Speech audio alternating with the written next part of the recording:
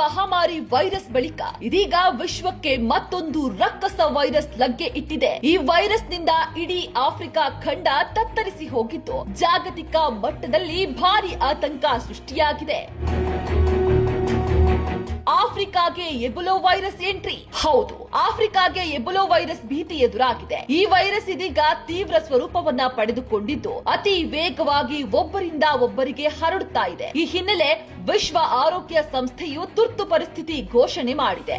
ಈ ವೈರಸ್ನಿಂದಾಗಿ ಆಫ್ರಿಕಾದ ದೇಶಗಳಾದ ಕಾಂಗೋ ಮತ್ತು ಉಗಾಂಡದಲ್ಲಿ 88ಕ್ಕೂ ಹೆಚ್ಚು ಜನ ಬಲಿಯಾಗಿದ್ದಾರೆ. 300ಕ್ಕೂ ಹೆಚ್ಚು ಜನರಿಗೆ ಸೋಂಕು ತಗುಲಿದೆ. ಈ ವೈರಸ್ಗೆ ಉಗಾಂಡದಲ್ಲಿ 100ಕ್ಕೂ ಹೆಚ್ಚು ಜನ ಬಲಿಯಾಗಿದ್ದಾರೆ. ಲಸಿಕೆ ಇಲ್ಲದ ಅಪರೂಪದ ತಳಿ.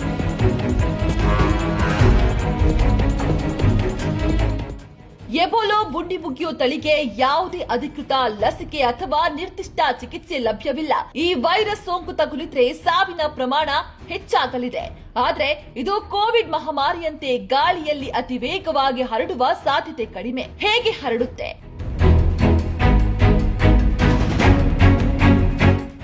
ಈ ವೈರಸ್ ಸೋಂಕಿತ ಪ್ರಾಣಿಗಳ ಅಂದ್ರೆ ಬಾವಲಿಗಳು, ಕೋತಿಗಳು ಅಥವಾ ಅವುಗಳ ಮಾಂಸಗಳ ಸೇವನೆಯಿಂದ ಹರಡಲಿದೆ. ರೋಗ ಲಕ್ಷಣಗಳನ್ನ ತೋರಿಸುತ್ತಿರುವ ಸೋಂಕಿತ ವ್ಯಕ್ತಿಯ ದೇಹದ ದ್ರವಗಳು ಅಂದ್ರೆ ರಕ್ತ, ಲಾಲಾರಸ, ಬೆವರು, ಮೂತ್ರ ಇತ್ಯಾದಿ ನೇರ ಸಂಪರ್ಕಕ್ಕೆ ಬಂದ್ರೆ ಮನುಷ್ಯರಿಂದ ಮನುಷ್ಯನಿಗೆ ಹರಡುತ್ತೆ. ಸೋಂಕಿತ ವ್ಯಕ್ತಿ ಬಳಸಿದ ಬಟ್ಟೆ ಅಥವಾ ಸೂಜಿಗಳ ಮೂಲಕವೂ ಕೂಡ ಈ ವೈರಸ್ ಹರಡಬಹುದು.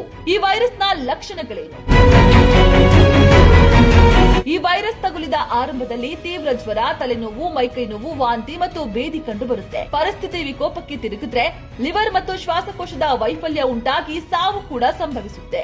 ಸದ್ಯಕ್ಕೆ ಭಾರತದಲ್ಲಿ ಯಾವುದೇ ಈ ರೀತಿಯ ಪ್ರಕರಣಗಳು ವರದಿಯಾಗಿಲ್ಲ. ಆದರೆ ಅಪಾಯ ಹೆಚ್ಚಿರುವ ಕಾಂಗೋ, ಉಗಾಂಡ ಮತ್ತು ಇತರೆ ಆಫ್ರಿಕಾ ದೇಶಗಳಿಂದ ಭಾರತಕ್ಕೆ ಬರುವ ಅಂತಾರಾಷ್ಟ್ರೀಯ ಪ್ರಯಾಣಿಕರ ಬಗ್ಗೆ ಎಚ್ಚರಿಕೆ ವಹಿಸಬೇಕು.